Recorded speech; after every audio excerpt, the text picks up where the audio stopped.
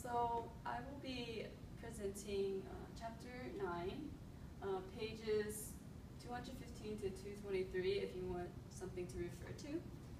My name is Huynh. So this is the outline of the chapter. We have what educational programs exist for students placed at risk. It's compensatory education programs, early intervention programs, comprehensive school reform programs, and after-school and summer school programs. And it's just continued. How is technology used in education?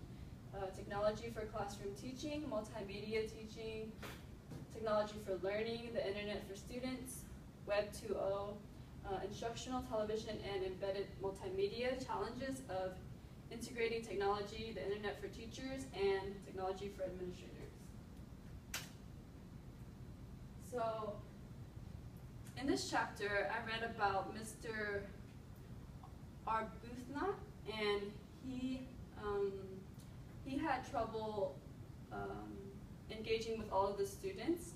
He basically, he had a great lesson, and he thought he did fine, but because during the lesson, the students paid attention to him and they answered his questions, but afterwards, he performed a quiz, and most of the students, about 1/3 of them, didn't get the correct answers. So the next day he tried the same methods again, except he tried to be even more exceptionally engaging, and instead the results only slightly increased. So mostly the students with perfect scores remained having perfect scores, but rather the students that were had lower scores, it was just a pattern and their scores were still the same. So he needs some methods and just some suggestions to improve his lessons and to help his students better understand the lesson and get better scores. So answer this question individually throughout the lesson, and then at the end we will combine them. So individually, you as the students will answer this question so we can discuss it later on. So follow the Carroll's model of school learning and QAIT, and each of those are monomers for quality of instruction, appropriate levels of instruction, incentive, and time. So for quality of instruction, most important is how much of the lessons make sense to the students. It engaged students with group work, hands-on activities, games/technology, and to make lessons memorable. Appropriate levels of instruction. Recognize that students learn at different rates. How to help students. Computer-assisted instructional software. Remember how to adjust your pace. Provide additional instruction, provide different times. And by doing this, for the computer-assisted instructional software, it is to make sure that everybody can learn at their own pace and all of the information is there for them. With the incentive, incentive is motivation, it's praise, it's positive feedback, it's like star stickers and prizes. Incentives are what students need to push and go for that good grade. Time. So time is quality over quantity. The allocated time is the amount of time for instruction and teaching. The engaged time is the amount of time students actually pay attention to the lesson. It's affected by classroom management and behavior problems, and discipline strategies. So avoid interruptions and poor transitions.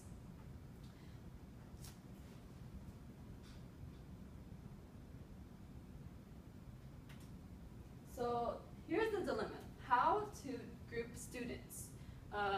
Heterogeneity is the student differences. It's how students learn at different rates.